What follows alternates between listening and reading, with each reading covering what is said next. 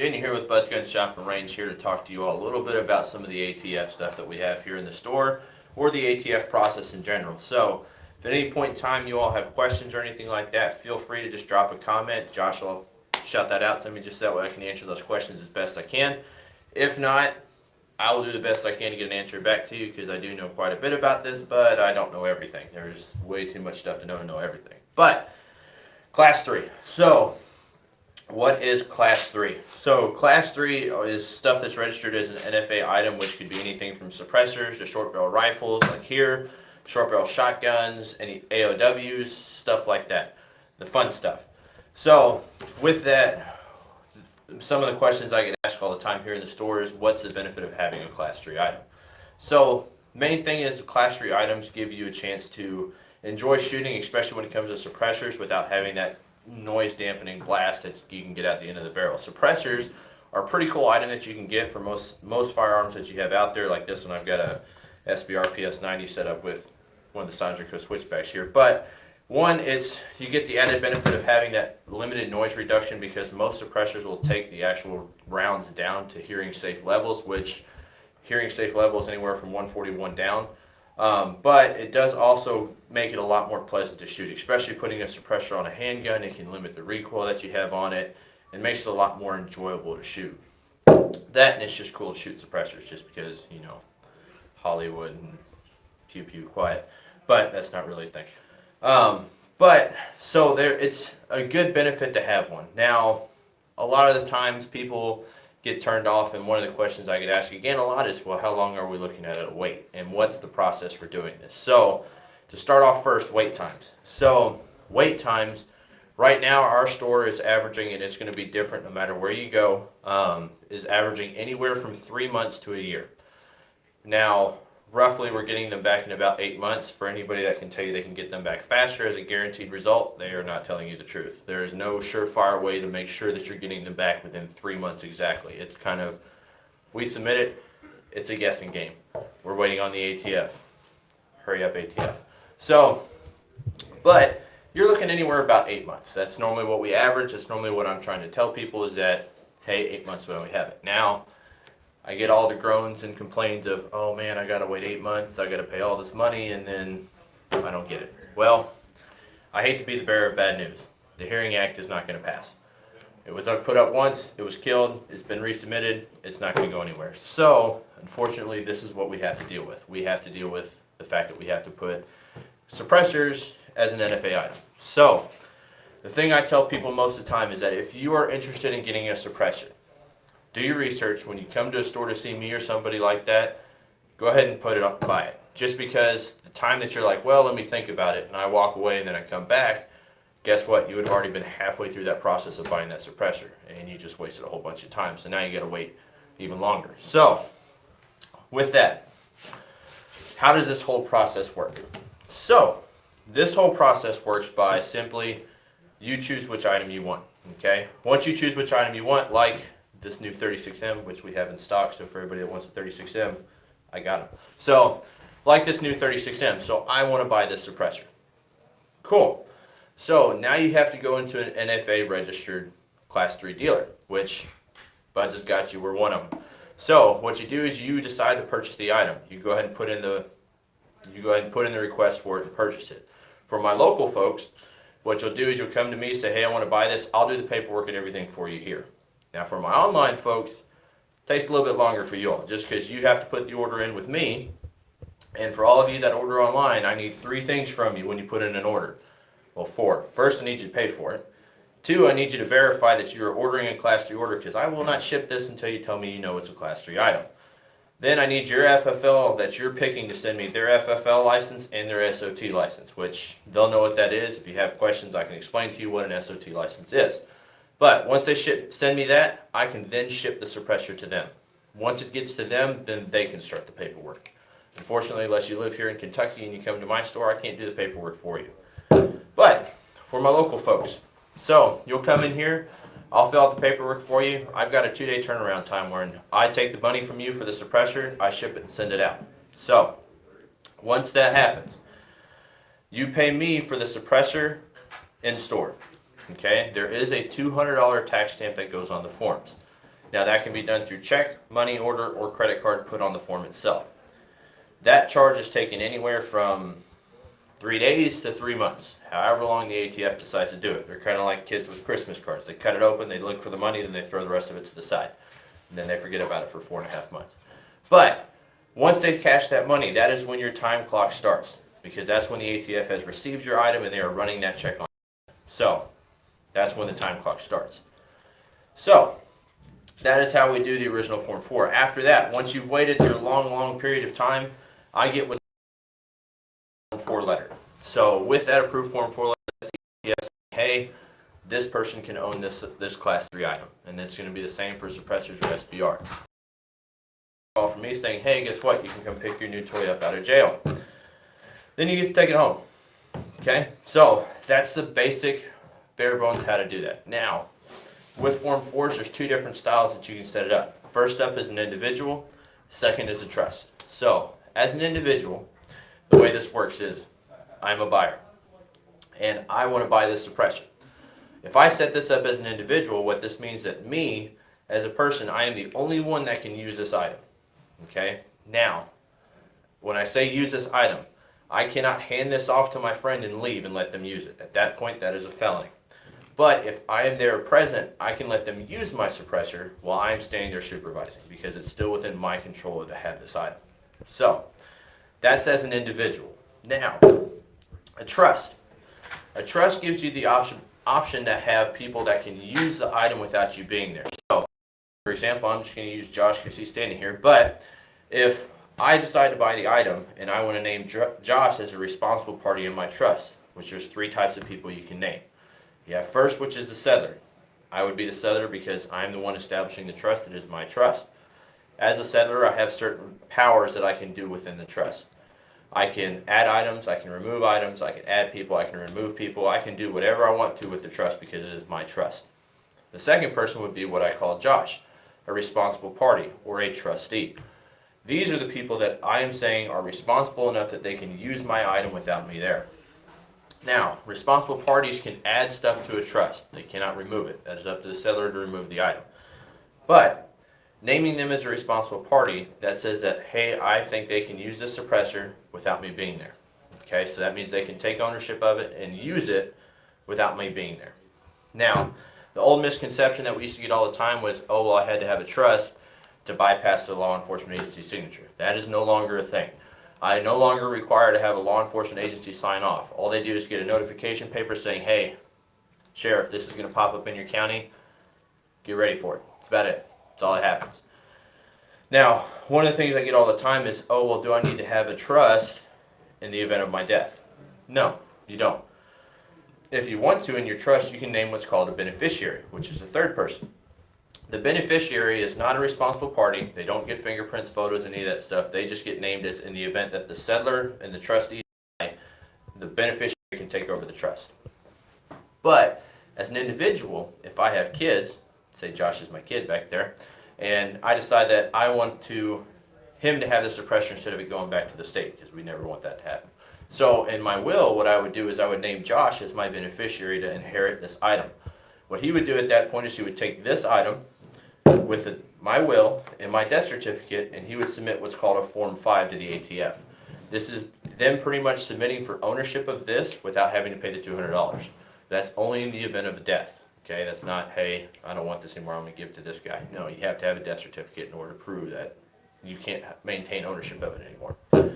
So, having the trust, it's a good benefit if there's other people in the house, or if you go out with folks and want to shoot all the time, or if you have kids that you want to let them use the suppressor. Now, with the trust, they do not have to live in the same household. They do not even have to live in the same state.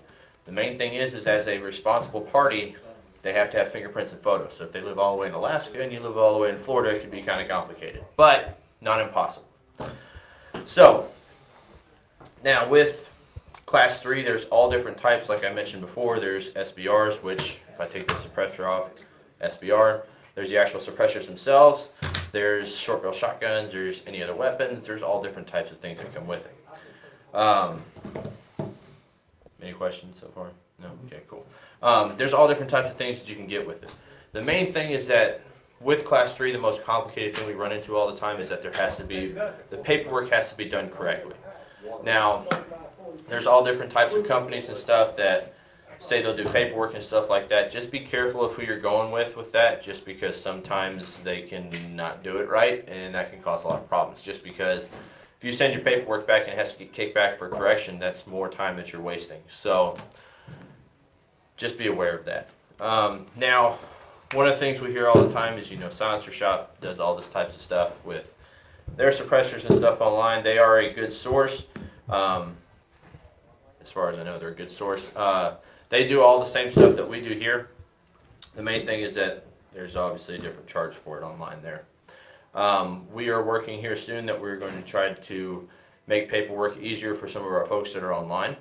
So that way you all can get access to some of the stuff we do here, some of the benefits that we have here for our members here. But all items, Class 3s are a lot of fun to shoot, especially if you do a full auto or something like that. Full autos are a little bit more complicated because there's different classifications of full autos, so be aware of that. Don't just jump online and think you can buy a full auto, because there's differences between post-dealer samples, fully transferables, there's all different types of stuff. But it's not impossible on a suppressor or a full auto. It's just very, very expensive. So, with that, losing my train of thought. There's all different types of accessories and stuff you can get. The main thing that we get is that, hey, I want one suppressor that can do everything. So I pulled these two in here intentionally. So these are two of Silencer Co.'s offerings that they have. They have their hybrid, which is their 46 caliber model, which will handle anything from 45-70 down to a 22.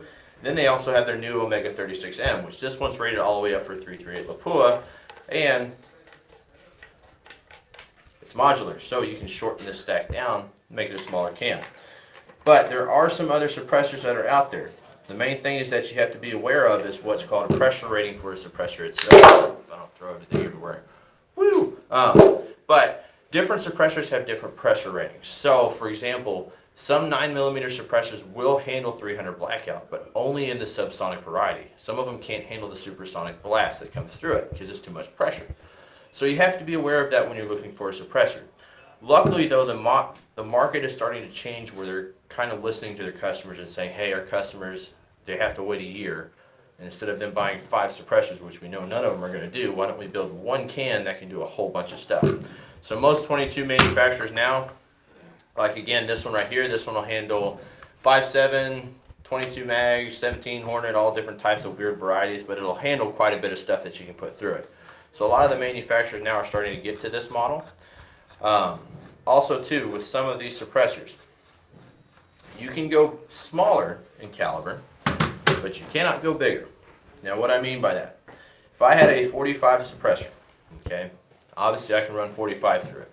9mm diameter is going to be smaller than a 45, so obviously I can run that through this. This is a 30 caliber suppressor, well, something close to that. Obviously I can't put a 45 through this hole, because if I do, I'm going to blow the baffles, the end cap, and destroy half the suppressor. So be aware of that when you're looking at it. A lot of the times people think that they can buy a 30 caliber suppressor and run 5.56 through it. That's not always the case. There are some suppressors that cannot handle that pressure. So be aware of that when you're looking for that. Now, there are some kind of iffy states for those of you folks out there that live in some of the states where you can't have it, New Jersey, New York, places like that. I'm so sorry. You're missing out on a lot of fun. But it happens. Come to the fun states. We have all sorts of suppressors you can try. But for those of you that live in those kind of complicated states, I'd be more than happy to answer the questions that you have about it and kind of talk you through. But pretty much for New York and New Jersey, you're not getting suppressors. Sorry. But for some of the states that kind of have issues with it, feel free to give me a call. We'd be more than happy to help you out or shoot me an email, and we can talk about that stuff. But there's all different offerings. We're going to be bumping up our website here soon to kind of offer some of the newer varieties like the 36M. We just now got the switchback on there, so that's on there too, so that way if you all want to go take a look at that. But we are working on broadening our bases that we have here. We're going to be getting some CGSs in, some more OSS. We're going with some Black Aces stuff. So we're going to be offering a lot more. Also too, little beauties like this are going to be going online here soon, along with some of our fully transferables. Right now, this is one that we had, a PS90 that we had custom made here that we are selling for a pretty cheap price. But, can't show you that. But some of these offerings are going to start coming online, so feel free to keep an eye out for that. They'll be posted up there hopefully relatively soon. Just got to get some photos and stuff done for them. But all sorts of cool little stuff that's coming up. As always, if you all have any questions on any of this Class 3 stuff, feel free to shoot us an email, leave us a comment. We'll be checking in on this stuff pretty regularly. Or, by all means, if you're in town, come ask me some questions, pick my brain. I'll be more than happy to answer your questions with this stuff. One last thing before we go. I had mentioned on this piece that we had customized it from an original one. Okay? So, with that, I'm sure there's a lot of folks out there that have their favorite AR or their AR pistol that they would like to put a collapsible stock on. This is what's called modifying an existing firearm to make it an NFA item. So for this, you would have to file a Form 1. Now, on a Form 1, this is something you can do yourself online. Now, the thing with this is it gets kind of iffy on how all this stuff goes. Just because on a Form 1, when you start doing the paperwork, it asks for an overall length. So, how do I make an overall length when filing for a Form 1 to make this a legal SBR? That means I would have to turn it into an SBR. It seems kind of weird that you have to commit a felony to not commit a felony. Anyways. If you have a trust in one state, can you take your suppressor across the border to an adjacent state? Okay, so traveling across state lines. Okay, so suppressors luckily are not as heavily regulated as SBRs and full autos. So, traveling from state to state, that would depend on the context of whether you're just going to visit or if you're moving. If you're going to visit, okay, now you can go from state to state.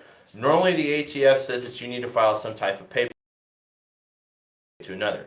Or you can give a call to your local ATF agency and say, hey, I'm traveling from this place to this place with this suppressor, just letting you know it's coming in jurisdiction. Normally, okay, they're not as big of a harpers on it. But I tell people to be more cautious than be less cautious, just because you don't want to be stuck in Montana with a suppressor that you live in Kentucky and they're like, why are you here? So as long as they're given notification about it, which normally I suggest putting it in writing, then you're normally pretty well taken care of. Now if you're moving, then yes, you have to file paperwork saying I'm taking this suppressor from this domicile here to my new residence here. Yes, you have to file paperwork. There's additional paperwork for that. We can help you out with that. I don't know the form names off the top of my head, but there are forms that you have to fill out for that. But, great question.